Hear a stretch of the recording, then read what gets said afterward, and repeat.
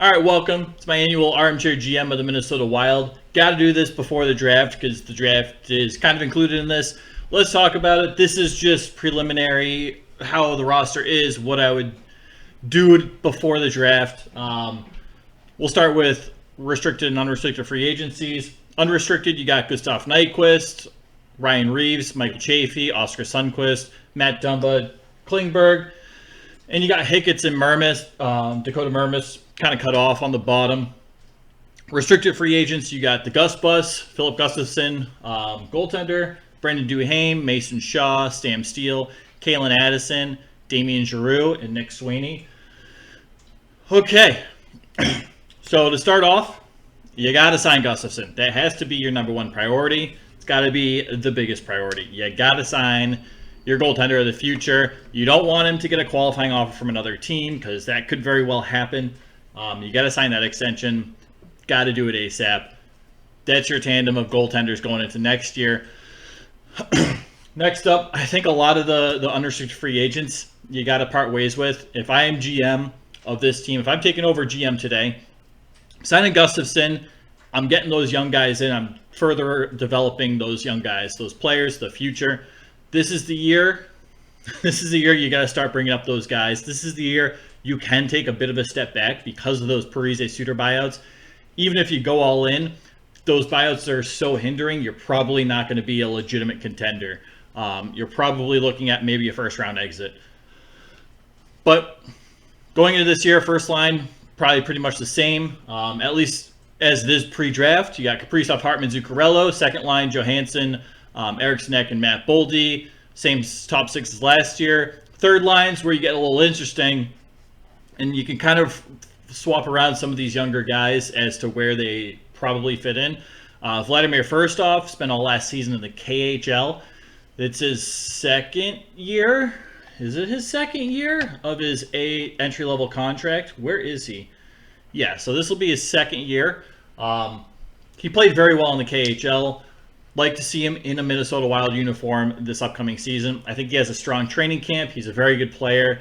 He's putting up points in a tough Russian league, second best league in the world, and it's also a much lower scoring league. So first off, I think slots right in there next to Gaudreau and Foligno. And you got Adam Beckman, who should be a full-time NHLer this year, next to Connor Dewar, who's a very, very good fourth-line center, good penalty killer, versatile player. And you got Sammy Walker, who should be a full-time NHLer this year. All three of these guys excelled in their respective leagues. Walker and Beckman were both brought up last year and showed that they can play at an NHL caliber. You also have Marco Rossi. You'll see why he's down here in a bit. If the Wild intend on keeping him, he needs to slot in as like a number one center, or I don't know. You got to put him next to some skill guys. Maybe you have Rossi and Firstov and Walker as your third line. You got to put him with skill guys. He struggles on those grinding lines. He's afraid of the big hits. At least he was last year. But he's too talented and well overperforming in the AHL to not play and not be developed properly. Michael Chafee. Chafee injured most of last year. Guys, barring injury, he's ready to be an NHL player. Very good in the AHL, very good stats. Mason Shaw, fourth ACL injury. I still think you got to re-sign him and bring him back, and hopefully he recovers well. And if so, he slots right into your lineup, no problem. Defense, again, as of pretty much today, what I would do. Milton Spurgeon, top line. Brodeen Faber, second line. That's a solid top four. Ryan O'Rourke from the AHL should be a full-time NHL player this year as well. Keyword being should. The Wild organization can be a little hesitant in bringing these guys up for the long term.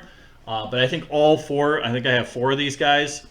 5 if you include Rossi, 6 if you include Chafee, should be full-time NHL players at this point in their career. Chafee, if he doesn't get the shot to be an NHL player, if he doesn't get a one-way contract, we could see him go elsewhere and slot in on some other NHL team's roster. Very likely possibility with Chafee. Back to the defense. I got Addison. Addison's value in the trade market is very low right now. He's a talented player. You got to play him. You got to up his value just a bit. You got to show that he can still play. He still can produce points. He can be a power play specialist. up the value, then you can move him and have some of your other guys slot in. But you got him paired with Ryan O'Rourke, who is a defensive defenseman, very solid in his own zone. Not a small guy either. So usually you want to pair offensive defenseman with defensive defenseman to get the optimal output of the two players. Depth, they got a couple veterans. Goligoski, he's not going anywhere. Looks like he doesn't want to be moved at all, which is understandable. He's got that no movement clause. And you got Johnny Merrill, again, a guy with really no trade value on the market. That's kind of stuck with those contracts. Fleury Gustafson in net. There's a theme here. It's the youth movement. Wild last year, #1 prospect pool in the entire NHL. They got a bunch of guys down in the AHL. They got a bunch of unsigned prospects as of yet. A lot of these guys are looking good, and this is just going to be the beginning. You got a guy like Liam Ogren, should spend time in Iowa next year. I always confuse Ogren and Lambos. I think Ogren is... So Ogren's playing with Djurgårdens in Hockey Allsvenskan, and Lambos is playing in the WHL. I just want to make sure. Yep. So we should see Lambos play in the AHL this year, because he's... How old is he? Where is it? 20. He's 20. So we should see him play in Iowa this year. Lambos is a guy that's probably going to get called up at some point throughout this year to play on defense.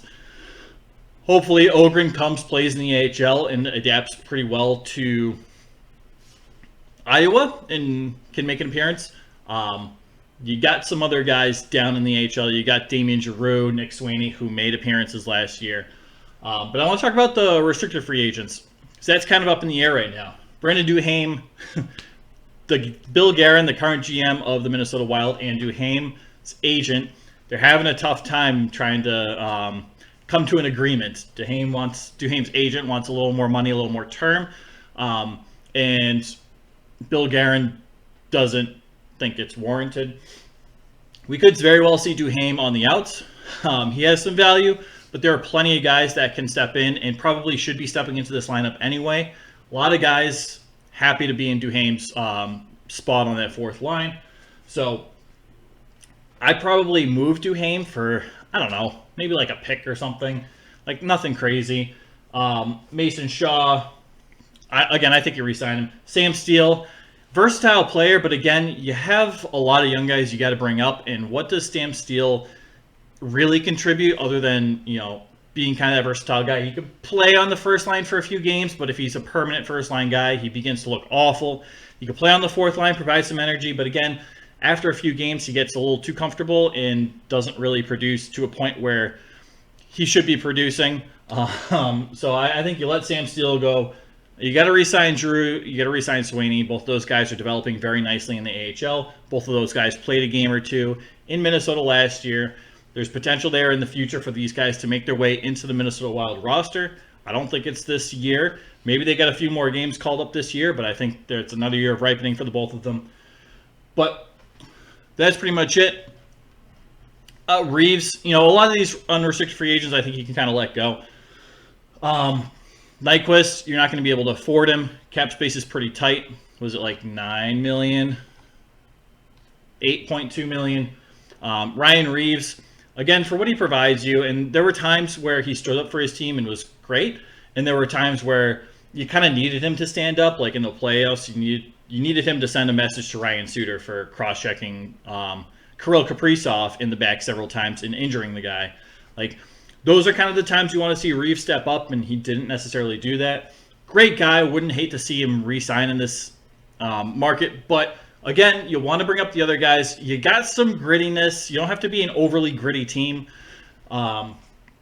It's not about grit. It's not about making the playoffs. It's not about sustaining playoff success this upcoming season. It's about getting those younger guys and preparing for when those Parise Suter buyouts end, so you can be a perennial Stanley Cup contending team, which is well within the grasp of this team in a year or two, a couple of years. We got Chafee. You signed Chafee. Sundqvist, I think, is gone. I think it didn't really play much. He was a healthy scratch in the playoffs for who knows why. Matt Dumba, can't afford him. John Klingberg, probably gone. You got Kalen Addison, you got John Klingberg. You got a couple other defensive players that aren't all that reliable in their own zone. I think you let Klingberg go. Hicketts and Mermis, if you can resign both of them, great, because they can provide depth to your defensive blue line, especially if you go down with injuries. Both of these guys can play an NHL role. Cool. Let's get into moves. All right, trades. And remember, this is just for fun. We're just spitballing here. But you need a number one center. I think you go out and you get Evgeny Kuznetsov from the Washington Capitals. I'll explain the picks in a second, but I want to explain how he'll fit on the Wild roster. Kuznetsov has been historically a number two center with the Washington Capitals, playing behind Nicholas Backstrom. Kuznetsov got an opportunity to play with Ovechkin this year for, I don't know, like 30 games or something, and was okay.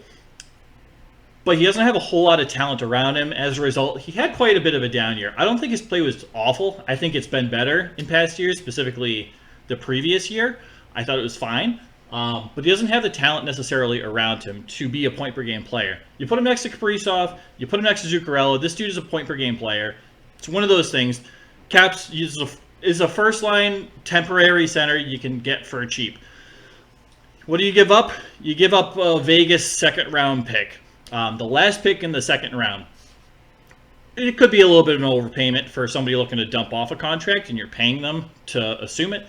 But Washington should also pay a third-round pick to Team X, whether it's Arizona or Anaheim or Seattle has a lot of cap space, right? One of those to retain $2 to $3 million bucks. That way, you still have cap space to fill in the rest of your team. You're not just acquiring this bad contract, but you also have a guy that can play on the first line. You have a first-line center. I think I think Kuznetsov would be a better fit in the Minnesota Wild system than both Scheifele and Dubois. I know I'm going to get hate for that, but I know it's accurate, right? You don't want a guy that doesn't want to be there in Dubois, and I don't know. You don't want to mess with that locker room. You just bought out two extremely expensive players, which you're dealing with in cap penalties this year and next year. You don't want to bring in a questionable one in either Dubois or Scheifele. Both have had locker room issues in their past, as noted by former players. Last thing, or second thing, you want to trade up in the draft. This is the year to do it. Highly encourage this. This should be done. We'll talk about the Michkov thing, but I think you trade for the Coyotes pick. I don't remember if they have the fourth pick or the fifth pick. Probably should know that, but I don't. Doesn't really matter. You're going to get a good player at that point, whether it's Michkov, whether it's a center. Michkov, Leo Carlson, either of those guys should be available at number 4, barring Fantilli dropping. Bedard's going to be taken first. What do you give up? You're going to have to pay a lot for that pick. It's a valuable pick. You give up Marco Rossi, young guy, overperforming in the AHL, hasn't put it together at the NHL level, but clearly needs a change of scenery from Minnesota Wild. This is the perfect opportunity for him to play with some skilled younger guys and start thriving at the NHL level. I think it's a good move for both Rossi and the Wild. You got to give up your first round pick. Just one of those things. I think you throw in Kalen Addison as a sweetener if you can. Dump that problem off on somebody else, but also he's a young, talented offensive defenseman. A place like Arizona is somewhere he could thrive, honestly. So just a thought. This might not be enough, in all honesty. You might have to throw someone in like Liam Ogren. Ogren, former first-round pick. I think he's playing with Hockey Allsvensson, which I mentioned earlier. Decent player. So that would be 3 first-round assets and Addison, which would be a second-round asset. So that's quite a bit, but you're getting a quality player. Whether you get a guy like Leo Carlson or Will Smith, can be your number one center of the future. Hopefully, obviously, it's not surefire that these guys develop into that number one prominent center role, but this is about as good of a chance as you're going to get. But if you also want, you can get Michkov, right? Michkov won't be here for the next 2 years, 3 years. I think the hockey guy says 3 years, but I think he's only under contract for 2. I don't know. Whatever. Anyway, Michkov kind of aligns with the ending of the Parise Suter buyouts, aligns with a lot of these prospects coming up. It's a young refresh to the team, but it's a lot of talent coming onto this roster that currently isn't there. So Michkov coming over after kind of aligns with that. You got a few Russian players. You got a guy like Kaprizov. You got a guy in the KHL, Konditsov, I always struggle to say his name. There's a way for the Wild to make the Michkov thing work. It just is. So, and then you have options. You have a superstar left winger and hopefully a superstar right winger. You can split them up through lines with like what Boston does with Pastrnak on that second line. You can have Boldy play on the first line. You got a lot of options there. And then you still have that first line center in Konditsov in the KHL at the moment, who should be here the beginning of next season, not this upcoming season, the season after.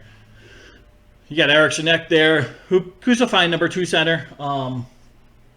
But then you have options. Then you have a really solid top 6, and you can fill it out with your prospect pool. You can fill out your top whatever, your roster with some pretty legitimate talent. Foligno, though, you got to dump off that contract just to make some cap space. It's just one of those things. Foligno is under contract, I believe, through this year and just this year. It's an expiring contract. So not the biggest emergency because he'll probably come off the books next offseason. Or he'll sign for cheap and play a fourth-line grinder role, which would be great. Or maybe he'll, I don't know, whatever. That's predicting too far into the future. There are options for Foligno, but I think you just dump off his salary. Buffalo would be a great suitor for Foligno. He's played there in the past. He can play with Greenway. Putting together the Grief line essentially without Eriksson Ek, one of the best defensive lines in hockey. Greenway, Foligno, 2 of the much better defensive forwards in the entire league. But you're probably going to have... It's clear there's no interest in anyone acquiring Foligno at this point. You're probably going to have to pay a team to acquire his salary, his contract. Buffalo would be a great fit. Another good fit would also be Ottawa. They need more defense from their forwards as well. So just a thought. But there's a lot you can do. I'd start pulling the trigger today on re-signing Gustafsson. But I think the biggest thing is you got to figure out this draft. I think you got to start giving off some assets to get those premier pieces that are really going to help you. I don't even want to be ambitious and say this year. This year, it's okay if you get a lower draft pick. It's okay if you take a step back because you're building for the end of those buyouts. All of a sudden, you're going to have an extra $14.7 million that no other team has to go out and spend to the moon. Excuse me, which will be awesome. It'll be exciting. But that's kind of the sum of it. I wanted to keep this kind of short. Last time I did this, I got really into it, and it turned into like a 50-minute video, and I started to like look at it, and it was extremely boring, and I was like, I wouldn't even watch. Like, no one's going to watch this. So short to the point. Obviously, like trades, I'm no GM. Mock trade, I can analyze trades pretty well, but when it comes to mock trades, that's a little more open. Everyone kind of has a different opinion with that. So let me know what you guys think with the trades. Obviously, what would you do with this team? Would you try to be in the playoffs? Is there a way you can make this team become a Stanley Cup contender this season into this upcoming playoffs? Can they compete? Can they compete for a cup? Can they just make the playoffs? Do you want them to make the playoffs? Are you okay with the Wild taking a step back this upcoming year? Personally, I think it's fine. 1 year not making the playoffs, maybe 2, but probably not, because you're going to have a lot of key pieces come into the roster next year. I think 1 year not making the playoffs is okay. You get a higher draft pick. There are benefits with not making the playoffs that can help you continue to build towards the future. The thing is, you always want to keep building up towards the future in the NHL. It's a hard salary cap league. So you can be a Stanley Cup contender. You don't want to sell off all of your assets. You want to keep bringing in assets. You need to balance expensive high-end talent and guys that deserve extensions with those entry-level contracts that provide and contribute to your team.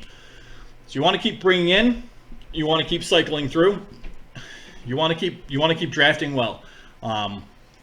So even if you get a higher pick next year, that's not a bad thing, right? That's really not a bad thing. So let me know what you guys think. I appreciate you guys watching. Take care, all right?